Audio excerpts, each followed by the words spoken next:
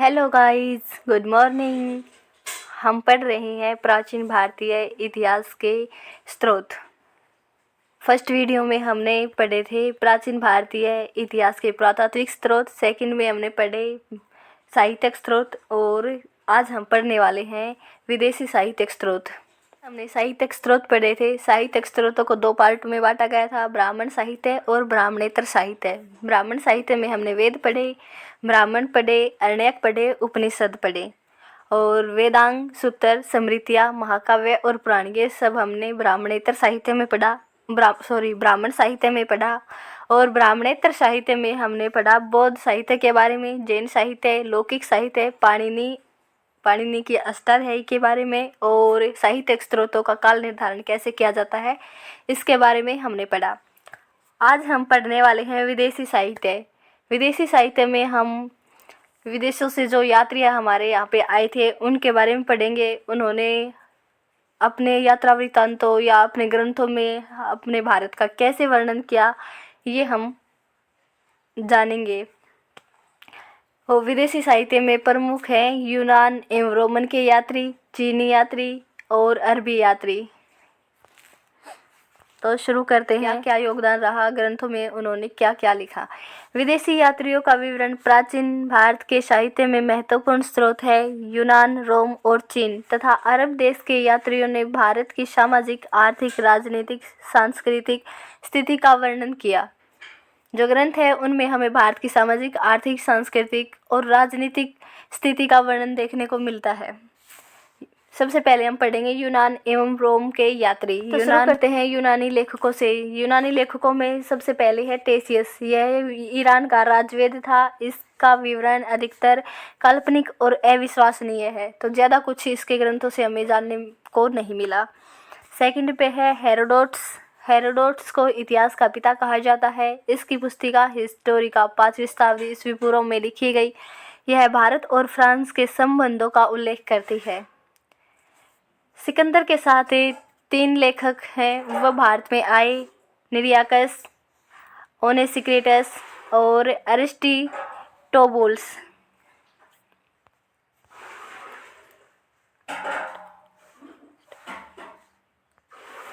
निरियाकस सिकंदर का सेना अधिकारी था। इसने सिंधु नदी और फारस की खाड़ी के बीच समुद्र मार्ग की खोज का श्रेय दिया जाता है इसको। इसने अपने यात्रा वृत्तांत में भारत की नदियों, व्यापार मार्गों और समुद्री जीवन का वर्णन किया है। सेकंड है ओनेस्क्रिट्स। यह सिकंदर का नौसैनिक अधिकारी और एक प्रमुख इतिहासकार था। इसने भारत की दार्शनिक और धार्मिक परंपराओं की ओर विशेष रूप से ध्यान दिया। इसने भारतीय साधुओं और योगियों के बारे में लिखा, जिसमें उन्होंने उनको नगण्य दार्शनिक कहा। इसने बताया कि कुछ संत भारत में केवल धूप और वायु पर ही निर्भर रहते थे। अरिस्टोबुलस यह एक यूनानी भूगोलवेत्ता था और एक इतिहासकार भी था। इसने भारत की वनस्पति, जलवायु, स्थापत्य कला का वर्णन किया। इसने सिकंदर के भारत अभियान के दौरान लिखी गई सिंधु घाटी सभ्यता के अवशेषों का भी उल्लेख किया। इसने कहा कि भारत में बड़ी नदियों के किनारे समृद्ध नगर बसे हुए थे और कृषि जो थी वो अत्यधिक उन्नत थी। ये अरिस्टोबुलस कहता है अपने ग्रंथ में। सिकंदर के बाद कुछ राजदूत लेखक आए। उनमें है मेगस्थनीज। मेगस्थनीज ने इंडिका नामक पुस्तक लिखी और यह सेल्यूकस निकेटर का राजदूत था। इसने मौर्यकालीन समाज और संस्कृति का विस्तृत वर्णन किया। 1876 ईस्वी में मैकीक्रीडल ने इसका अनुवाद अंग्रेजी भाषा में किया। इंडिका का 1876 में इंग्लिश भाषा में अनुवाद किया था। इसने लिखा इंडियन ऑफ एरियन। इंग्लिश भाषा में जो अनुवाद किया उसमें इंडिका ऑफ एरियन के नाम से किया। किसने किया? मैकीक्रीडल ने।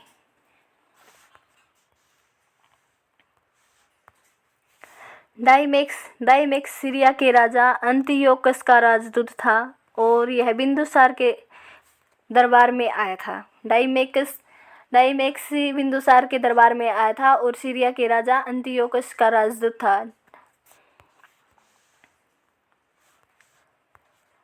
डायोनीसियस यह मिस्र नरेश टोलमी फिलाडेस का राजदूत था और यह बिंदुसार, कुछ स्रोतों में अशोक लिखा हुआ है कि अशोक के दरबार में आया था।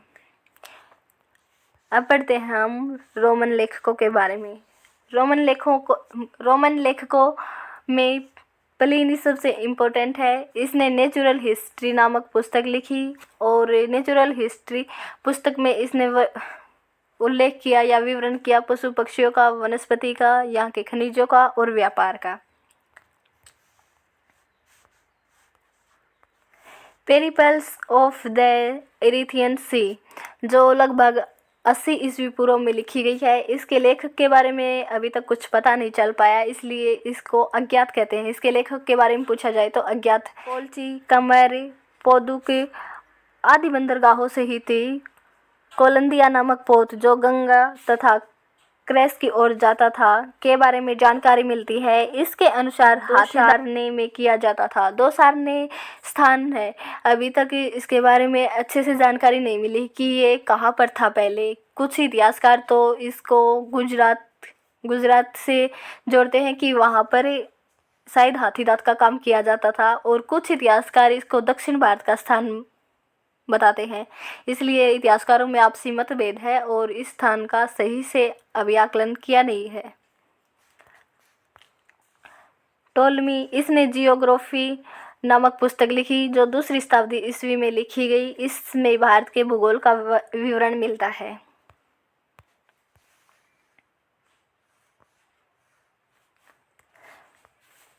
विदेशी यात्रियों के विवरण प्राचीन भारत के इतिहास को समझने के लिए महत्वपूर्ण स्रोत हैं। विशेष रूप से मेगास्थनीज, प्लिनी और टोलमी के विवरण भारत के सामाजिक, आर्थिक और सांस्कृतिक परिदृश्य को स्पष्ट रूप से दर्शाते हैं।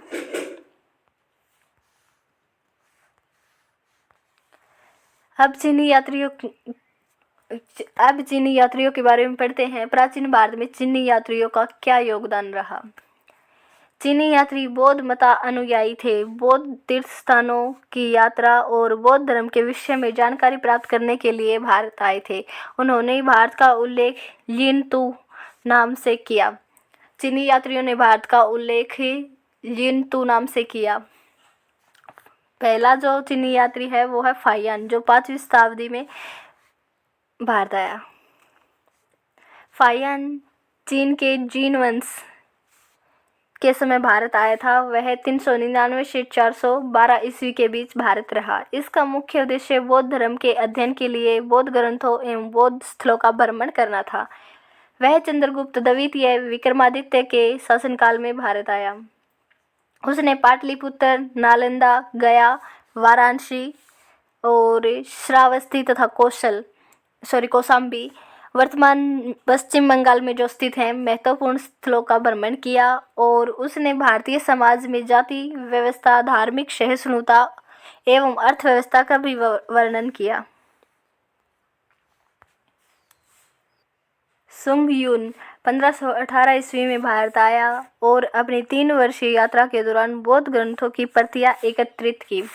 ह्वेनसांग 629 ईस्वी में भारत आया और इसने लगभग 16 वर्षों तक 629 से 645 तक भारत में यह रहा। हर्षवर्धन का शासनकाल 606 से 647 ईस्वी तक रहा और हर्षवर्धन के शासनकाल के दौरान ही ह्वेनसांग भारत में आया था। क्वेश्चन पूछा जाता है ह्वेनसांग किसके शासनकाल में भारत आया, तो ह्वेनसांग हर्षवर्धन के शासनकाल में भारत आया था। है से हर्षवर्धन और है से ह्वेनसांग। फाहियान से कई बार हम विचलित हो जाते हैं कि फाहियान आया था या ह्वेनसांग, तो है से ह्वेनसांग और है से हर्षवर्धन। फाहियान आया था चंद्रगुप्त द्वितीय के शासनकाल में।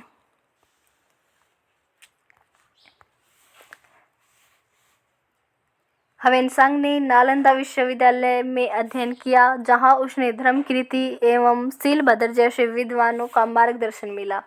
उसने पाटलिपुत्र, कनौज, वाराणसी, प्रयाग, उज्जैन और दक्षिण भारत एवं बंगाल तक की यात्रा की तथा भारत की राजनीतिक, धार्मिक, सामाजिक एवं शैक्षणिक स्थिति का विस्तृत वर्णन किया। ह्वेनसांग ने अपना यात्रा विवरण सीयू की या records of the western world नामक ग्रंथ में लिखा।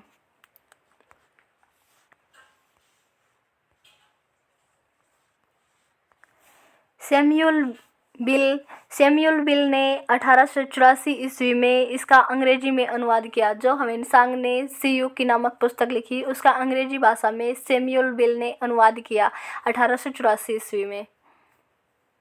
ह्वेनसांग के मित्र हुई ली ने उसकी जीवनी लाइफ ऑफ हुइन त्वेनसांग लिखी, जो कि हर्षकालीन भारत के अध्ययन के लिए महत्वपूर्ण है।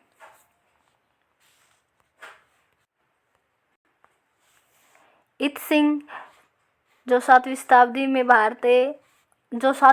के अंत में भारत आया था, इसने अपने विवरण नालंदा विश्वविद्यालय, विक्रमशिला विश्वविद्यालय तथा अपने समय के भारत का विवरण किया। इत सिंह ने ए रिकॉर्ड ऑफ बुद्धिस्ट प्रैक्टिसेस नामक ग्रंथ लिखा, जिसमें तत्कालीन भारत का विस्तृत विवरण मिलता है। मात वान लिन ने हर्षी के पूर्वी अभियानों का वर्णन किया और चाओजुकुआ ने चोल वंश 9वीं से 13वीं शताब्दी के शासनकाल में भारत की स्थिति पर प्रकाश डाला। यूजीसी नेट की परीक्षा के लिए कुछ महत्वपूर्ण बिंदु हैं चीनी यात्रियों के और यूनानी यात्रियों के बारे में, तो एक बार देखते हैं। फाहियान किसके शासनकाल में भारत आया? चंद्रगुप्त द्वितीय के शासनकाल में 5वीं शताब्दी में। शुंगयुन 1518 ईस्वी में भारत आया। ह्वेनसांग हर्षवर्धन के शासनकाल में भारत आया 7वीं शताब्दी में। और इत सिंह 7वीं शताब्दी के अंत में भारत आया। ह्वेनसांग की जीवनी किसने लिखी? ह्वेनसांग की जीवनी हविल द्वारा लिखी गई। और फाहियान की रचना का नाम है फोकुओ की। ह्वेनसांग की रचना है सीयू की। और इत सिंह की जो रचना या विवरण है ए रिकॉर्ड ऑफ बुद्धिस्ट प्रैक्टिसेस। अरबी यात्रियों का विवरण। अरबी यात्रियों में सुलेमान है, वो 9वीं शताब्दी में भारत आया और यह अरबी यात्री था।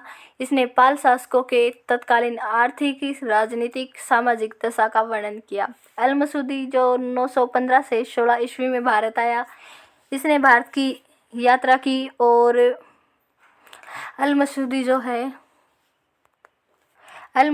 915 से 16 ईस्वी भारत की यात्रा करने वाला बगदाद का यात्री था और इसने राष्ट्रकूट वंश और प्रतिहार वंश के विषय में जानकारी दी।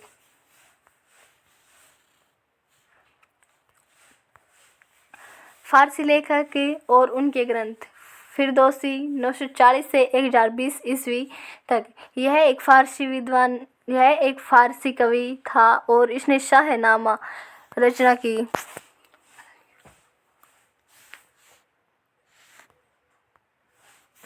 फिरदौसी, इसका टाइम पीरियड है 940 से 1020 ईस्वी तक।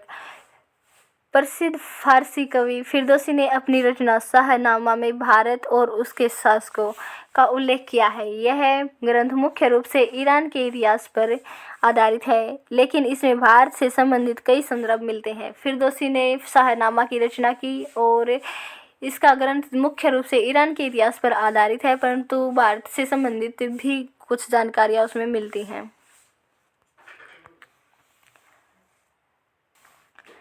रशीदुद्दीन 14वीं शताब्दी। रशीदुद्दीन एक फारसी इतिहासकार था जिसने जमी अल तवारीख नामक विश्व इतिहास लिखा। उसने मंगोल आक्रमण, दिल्ली सल्तनत, भारतीय समाज और प्रशासन का उल्लेख किया। अली अहमद की पुस्तक है चचनामा, जो सिंध विजय पर लिखी गई एक महत्वपूर्ण ग्रंथ है।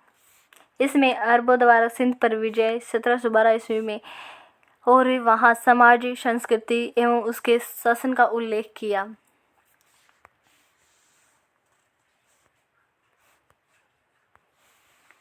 शेख अब्दुल हसन कामिल उत तवारीख ग्रंथ में मोहम्मद गौरी और उसकी भारत पर विजयों का वर्णन किया। शेख अब्दुल हसन ने कामिल उत तवारीख ग्रंथ लिखा। इसमें मोहम्मद गौरी और उसकी भारत विजयों का विस्तृत वर्णन मिलता है। तिब्बती लेखक और उनके विवरण। तिब्बती लेखकों में है तारानाथ है जो 12वीं शताब्दी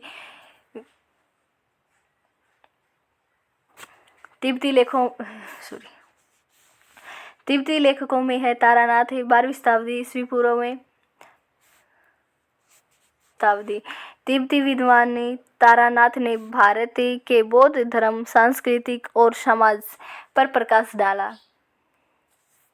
उसके ग्रंथ कंग्यूर और तंग्यूर दोनों में बौद्ध धर्म के पतन और हिंदू धर्म का पुनर्जागरण का उल्लेख मिलता है। तारानाथ ने कंग्यूर और तंग्यूर 2 ग्रंथ लिखे। इसमें बौद्ध धर्म के पतन और हिंदू पुनर्जागरण का उल्लेख मिलता है। और यह एक तिब्बती विद्वान था। इसने बौद्ध धर्म और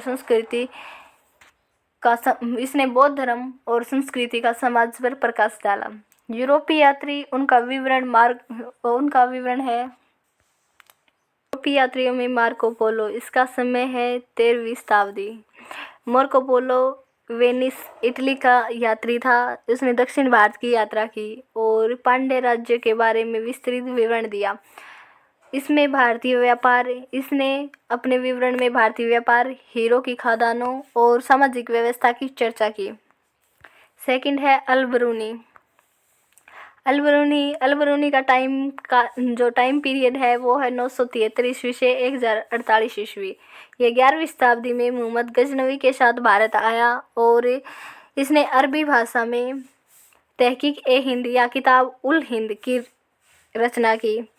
आज भी इतिहासकारों के लिए ये स्रोत महत्वपूर्ण है। सर्वप्रथम 1888 ईस्वी में एडवर्ड साची ने अरबी भाषा तहकीक-ए-हिंद का अनुवाद अंग्रेजी भाषा में किया। अरबी लेखकों में अल-बरूनी के अतिरिक्त अल-बलादूरी, सुलेमान, हसन निजाम और फरिश्ता निमाजुद्दीन, इब्न बतूता आदि प्रमुख हैं।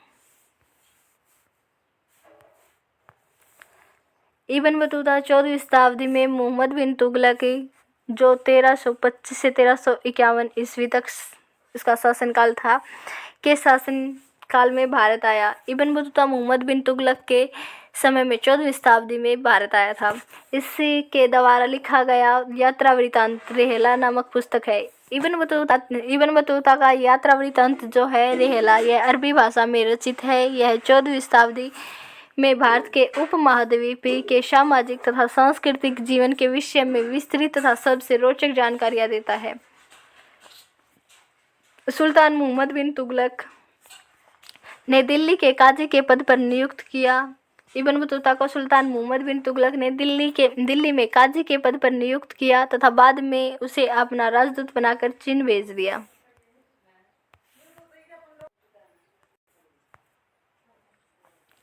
किस यूनानी यात्री ने सबसे पहले चंद्रगुप्त मौर्य के दरबार का वर्णन किया? कौन सा जो यूनानी यात्री है जिसने सबसे पहले चंद्रगुप्त मौर्य के दरबार का विवरण किया? बताओ, चंद्रगुप्त मौर्य के दरबार में सबसे पहले कौन आया था? सॉरी, दरबार में नहीं, इसके टाइम पीरियड में फाहियान और हर्षवर्धन के हवेनसांग। निम्नलिखित में से कौन सा अरबी यात्री मोहम्मद बिन तुगलक के शासनकाल में भारत आया और रिहला नामक पुस्तक लिखी? अभी हम सबसे लास्ट में यही पढ़ के आए हैं। रिहला पुस्तक किसने लिखी? इब्न बतूता ने।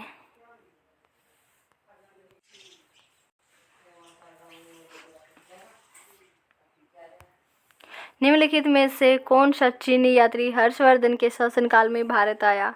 हर्षवर्धन के शासनकाल में ह्वेनसांग भारत आया। रोमनों और भारत के बीच व्यापारिक संबंधों का वर्णन करने वाला रोमन लेखक कौन था? इसका आंसर आप कमेंट बॉक्स में देना।